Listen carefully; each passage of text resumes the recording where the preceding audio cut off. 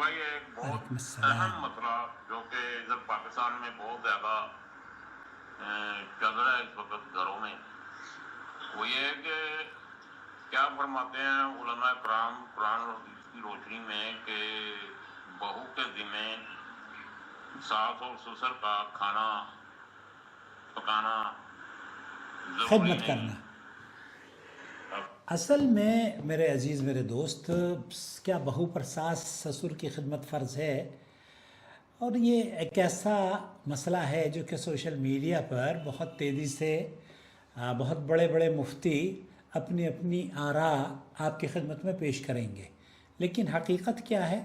ہمارا جو سماج ہے اور جو سویلائزڈ سوسائٹی کا حصہ ہیں، جو اپنے آپ کو بہت ہی معتدل گھرانے سمجھتے ہیں، اور مفتیان کرام بھی جو اپنے آپ کو بہت معتدل سمجھتے ہیں، وہ دراصل اس مسئلے کو لے کر افراط و تفریط کا شکار ہیں۔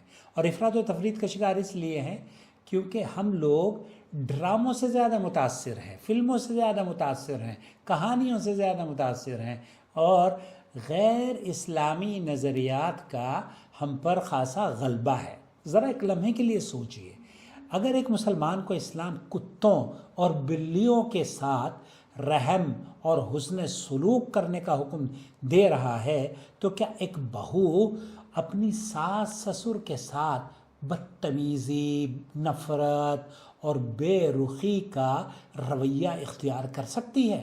اور دوسری طرف کیا ساس سسر کو یہ حق حاصل ہے کہ وہ بہو کو ملازمہ کے طور پر سمجھ کر اس پر ایسے کام لازم کریں جن کا شریعت نے حکم ہی نہیں دیا ہے؟ آئیے اس مسئلے کا جواب قرآن و سنت کی روشنی میں جاننے کی کوشش کرتے ہیں، تاکہ رسم و رواج کی باتیں جو آپ تک پہنچی ہیں ان کا ہم شرعی پہلو دیکھ سکیں، جذبات کی بنیاد پر نہیں، قرآن و احادیث کی بنیاد پر۔ سب سے پہلے ایک بنیادی بات سمجھ لیجئے کہ شریعت نے شوہر کے حقوق کو بہت عظیم مقام دیا ہے۔ رسول اکرم صلی اللہ علیہ وسلم نے فرمایا، حضرت حسین ابن محسن سے روایت ہے کہ ان کی پھوپھی نبی کریم صلی اللہ علیہ وسلم کے پاس ایک صحابیاں آتی ہیں، تو آپ نے ان سے فرمایا کیا تمہارا شوہر ہے؟ اس نے عرض کیا جی ہاں۔ آپ نے فرمایا تم اس کے ساتھ کیسی ہو، کیا خدمت کرتی ہو؟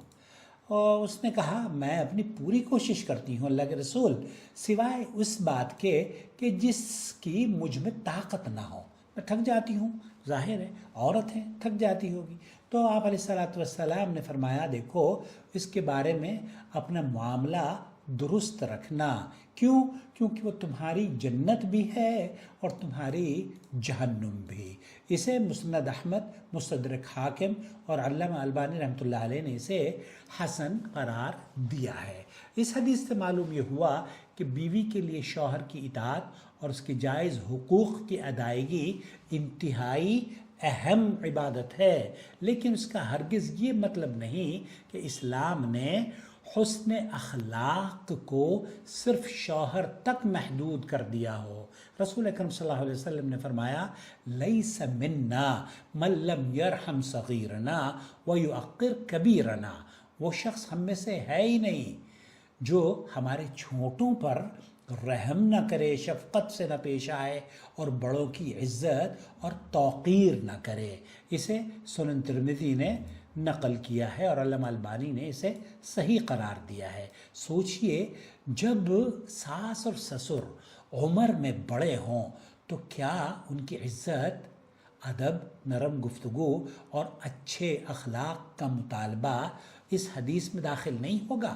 پھر اللہ کے رسول صلی اللہ علیہ وسلم نے فرمایا ان اللہ کتب الاحسان علی کل شیء، بے شک اللہ تعالیٰ نے ہر چیز کے ساتھ احسان کرنے کو لازم قرار دیا ہے۔ صحیح مسلم کی روایت ہے۔ تو جب اسلام جانوروں کے ساتھ بے رخی یا جانوروں کے ساتھ بھی احسان کی تعلیم دیتا ہے، تو ایک مسلمان اپنی ساس، سسر، بہو، داماد یا خاندان کے کسی فرد کے ساتھ کیسے بد اخلاقی کا اظہار کر سکتی ہے؟ اب اصل مسئلہ یہ ہے کہ اہل سنت والجماعت میں بہت سے لوگوں نے، جیسے میں نے عرض کیا کہ یہاں افراط و تفریط سے کام لیا ہے. انہوں نے کہہ دیا کہ شرعی اصل میں کوئی ہمیں ثبوت نہیں ملتا کہ ہم اس کو، یہ اللہ کے بندے اللہ سے ڈرو.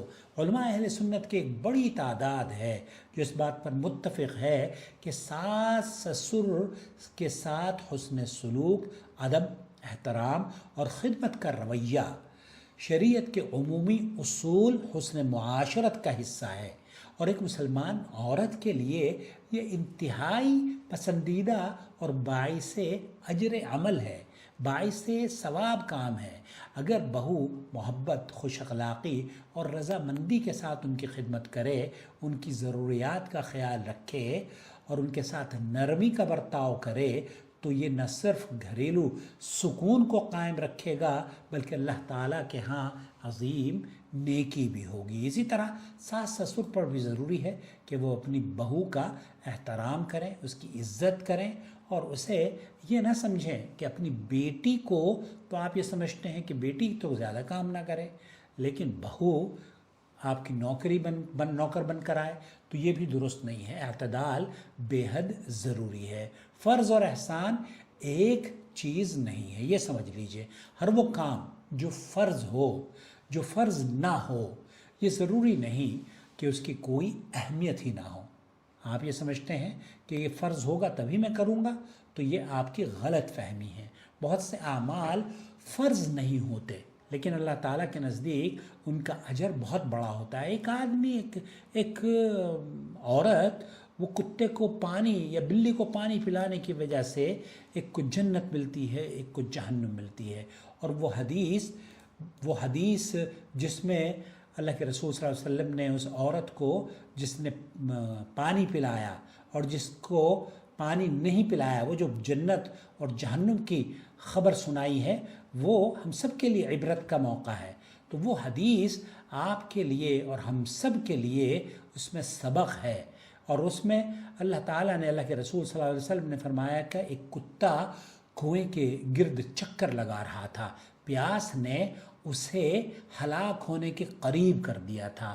بنی اسرائیل کی بدکار عورت، اس نے دیکھا، اپنا موزہ اس نے اتارا اور اس کے ذریعے پانی نکالا اور اس کتے کو پانی پلایا، تو اللہ تعالیٰ نے اسے اسی عمل کی وجہ سے مغفرت، معاف کر دیا. اور دوسری طرف اللہ کے رسول صلی اللہ علیہ وسلم نے فرمایا ایک عورت کو ایک بلی کی وجہ سے عذاب دیا گیا. اس نے اسے باندھ رکھا تھا یہاں تک کہ وہ مر گئی، نہ اسے کھانا دیا، نہ پانی دیا، اور نہ ہی اسے چھوڑا کہ وہ زمین کے کیڑے مکوڑے ہی کھا کر اپنی جان بچا لیتی. اسی وجہ سے وہ جہنم میں داخل ہوئی. یہ صحیح بخاری اور مسلم کی روایت ہے. ان دونوں حدیثوں میں آپ کے لیے، ہماری امت کی مسلمان بچیوں کے لیے سبق ہے. جب ایک پیاسے کتے کو پانی پلانے پر اللہ تعالیٰ مغفرت فرما دیتا ہے اور ایک بلی پر ظلم کرنے کی وجہ سے جہنم کا فیصلہ کرتا ہے، تو کیا ایک مسلمان اپنے گھر کے بزرگوں، اپنے ساس سسر، اپنی بہو، اپنے شوہر یا اپنی بیوی کے ساتھ بد اخلاقی یا اپنے پڑوسیوں کے ساتھ بد اخلاقی، بے رحمی اور بے حسی کا رویہ اختیار کر سکتا ہے؟ ہرگز نہیں. اسلام صرف حقوق کا دین نہیں ہے بلکہ رحمت، احسان، شفقت، حسن اخلاق اور بہترین معاشرت کا دین ہے. اسی لیے ایک مسلمان اپنے فرائض ادا کرنے کے ساتھ ساتھ احسان کا راستہ بھی اختیار کرتا ہے. کیوں؟ کیونکہ یہی وہ اخلاق ہیں جن سے گھر جنت کا نمونہ بنتا ہے. آپ بھی اگر اپنے گھر کو جنت کا نمونہ بنانا چاہتے ہیں تو یہ جو فارمولے میں نے اس ویڈیو میں نقل کیے ہیں صحیح احادیث سے، آپ بھی اس ویڈیو کو کسی دوسرے کے ساتھ شیئر کریں تاکہ آپ کی وجہ سے سماج سدھرتا چلا جائے. اور ہماری ویڈیو کو دیکھنے کے بعد لائک ضرور کیا کیجیے. شکریہ.